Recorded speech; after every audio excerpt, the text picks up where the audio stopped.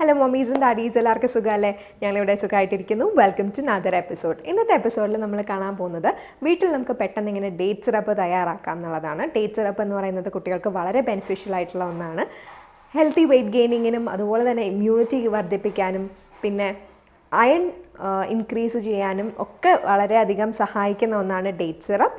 അപ്പോൾ ഇതിൻ്റെ ബെനിഫിറ്റ്സിനെ കുറിച്ച് ഡീറ്റെയിൽഡ് ആയിട്ട് നമുക്ക് നോക്കാം. മാത്രമല്ല ധാരാളം വൈറ്റമിൻസും മിനറൽസും ഒക്കെ അടങ്ങിയിട്ടുള്ള ഒരു ഫുഡാണ്. അപ്പോൾ അത് എന്തൊക്കെയാണെന്നുള്ളതും ഗുണങ്ങൾ എന്താണെന്നുള്ളതും ഡീറ്റെയിൽഡ് ആയിട്ട് നമുക്ക് നോക്കാം.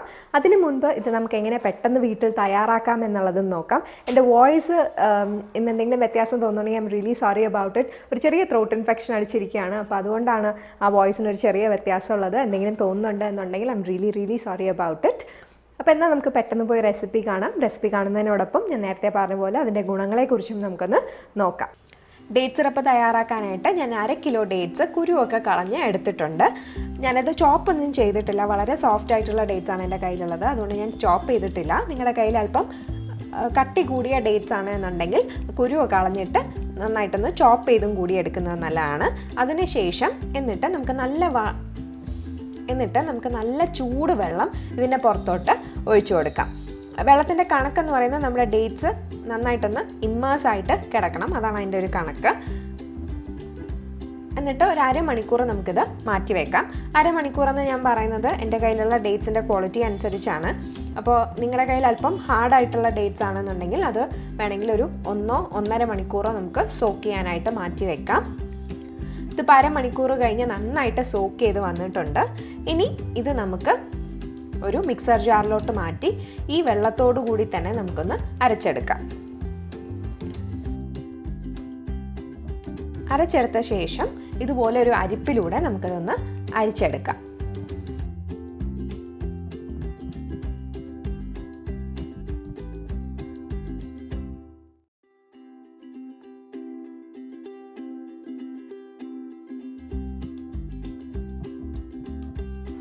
അരിച്ച ശേഷം ബാക്കി വരുന്നത് വീണ്ടും ഒന്ന് മിക്സർ ജാറിലിട്ട് അടിച്ച് അതും ഇതിലൂടെ തന്നെ ഒന്ന് വീണ്ടും അരിച്ചെടുക്കുക.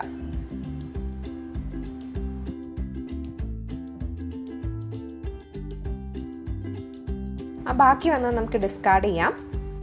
ഇനി നമുക്ക് ഒരു പാനിലോട്ട് വീണ്ടും ഒരു മസ്ലിൻ ക്ലോത്ത് വെച്ചിട്ട് നമ്മൾ നേരത്തെ എടുത്ത ആ ഒരു പ്യൂരി കൺസിസ്റ്റൻസിയിലുള്ളത് ഒന്ന് അരിച്ചെടുക്കാം. അപ്പോൾ നമ്മൾ നന്നായിട്ട് പിഴിഞ്ഞ് അരിച്ചെടുക്കുമ്പോഴത്തേക്കും ഇതിൻ്റെ ചാറ് മാത്രമായിട്ട് നമുക്ക് കിട്ടും. അപ്പോൾ അതാണ് നമുക്ക് സിറപ്പ് തയ്യാറാക്കാനായിട്ട് വേണ്ടത്. പലരും മിക്സിയിൽ അടിച്ച ശേഷം ഡയറക്റ്റ്ലി ഇതുപോലെ മസ്ലിൻ ക്ലോത്തിലാണ് ചെയ്യാറുള്ളത്. നേരത്തെ കാണിച്ച ആ ഒരു സ്റ്റെപ്പ് ചിലപ്പോൾ പലരും സ്കിപ്പ് ചെയ്യാറുണ്ട്. പക്ഷേ എനിക്ക് ആ ഒരു സ്റ്റെപ്പ് ചെയ്ത് കഴിഞ്ഞ് ഇതുപോലെ മസ്ലിൻ ക്ലോത്തിൽ ഒഴിക്കുമ്പോഴത്തേക്കും വളരെ എളുപ്പം തന്നെ ആ ജ്യൂസ് എനിക്ക് കിട്ടുന്നതായിട്ടാണ് ഫീൽ ചെയ്തിട്ടുള്ളത്. അപ്പോൾ ഞാൻ എപ്പോഴും ഇങ്ങനെയാണ് ചെയ്യാറുള്ളത്. ഇനി നമുക്ക് ഇതൊന്ന് സിറപ്പാക്കി മാറ്റാം. അതിലേക്കായിട്ട് ഗ്യാസ് ഓൺ ചെയ്ത് നമുക്ക് ഒന്ന് തിളച്ച് ആദ്യം വരുന്നവരെ വേണമെങ്കിൽ ഹൈ ഫ്ലെയിമിൽ വെക്കാം. പക്ഷെ അതിനുശേഷം എപ്പോഴും ലോ ടു മീഡിയം ഫ്ലെയിമിൽ വെച്ച് തന്നെ ഹീറ്റ് ചെയ്യാനായിട്ട് ശ്രദ്ധിക്കാം. ഒരിക്കലും കരിഞ്ഞു പോകാനായിട്ട് പാടില്ല. ഒരു സിറപ്പി കൺസിസ്റ്റൻസി എത്തണം.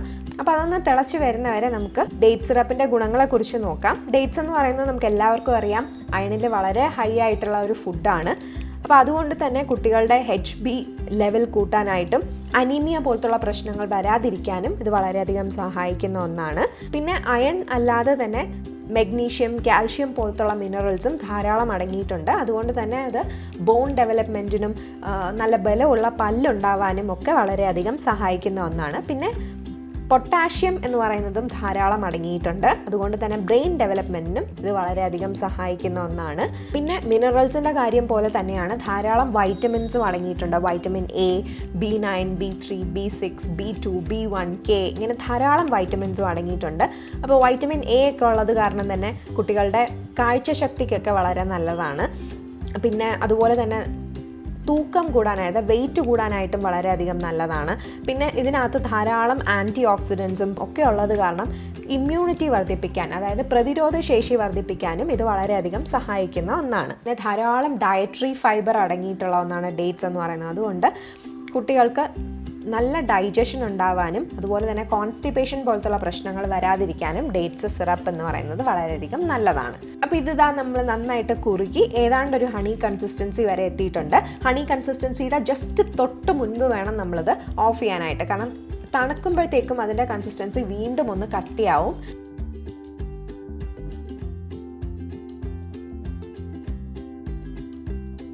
അതൊന്ന് തണുത്ത ശേഷം നമുക്ക് ഇതുപോലൊരു എയർ ടൈറ്റ് കണ്ടെയ്നറിലോട്ട് മാറ്റാം.